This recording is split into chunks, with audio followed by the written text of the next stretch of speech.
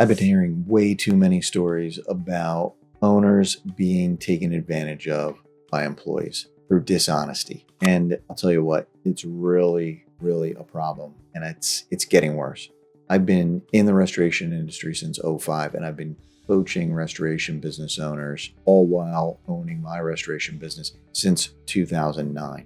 And I'm hearing more stories than ever before. So I want to start to give you a sense of what can happen if you don't have really good, strong controls in your business. Protect yourself from not only dishonesty, but also mistakes that can be really costly. I'm going to share a couple of highlights or lowlights, depending on how you look at it, from some things that I've heard about just in the past month. Here are some things that have happened. Managers doing jobs on the side, not through the business. Managers marking jobs lost in the CRM, only to make sure that nobody in the company would call the customer again because they were doing the side job. People taking payments through a cash app on their phone with the company logo they set up to go to their personal account. People doing side jobs and getting kickbacks from subcontractors. These are just some.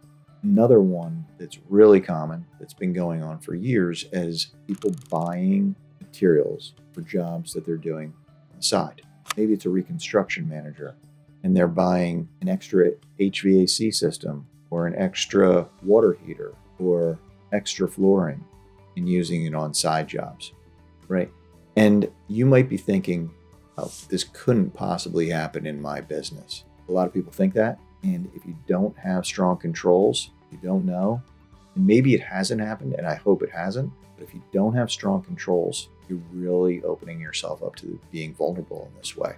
So I'm going to share with you just a couple of things that you can do. And if you ever want to talk about other ideas or other concerns that you have, don't hesitate, just book a call with me. I'd be happy to talk with you. In the meantime, if you don't know who I am, my name's Scott Miller. I'm the owner of thegrowthleague.com. And I started this business back in 2009 because I'm passionate about helping owners to get more profitable, to reduce the chaos in their business, and to build something really valuable so that when they decide it's time to move on, they've got something to sell.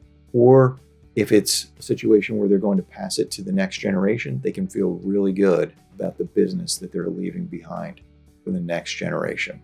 I'm going to give you one example of a practice that you can put in place to help avoid what I just described. It's only one. And in the blog that's associated with this video that you'll find on my website at thegrowthleague.com, I go into a little bit more detail. But again, if you ever want to talk about this more in detail and related to your specific situation, just book a call with me. Okay, so let's talk about reconstruction jobs. If you put into place the requirement that no job can start without a budget, and by budget, I mean, let's assume that just for ease of conversation right now, we're talking about a business that is 100% subcontracting, right? They're acting as the general contractor on reconstruction. So let's say you have 3 subs. You want to issue work orders with a specific dollar amount and the specific work that's going to be done. Let's say there's 3 subs.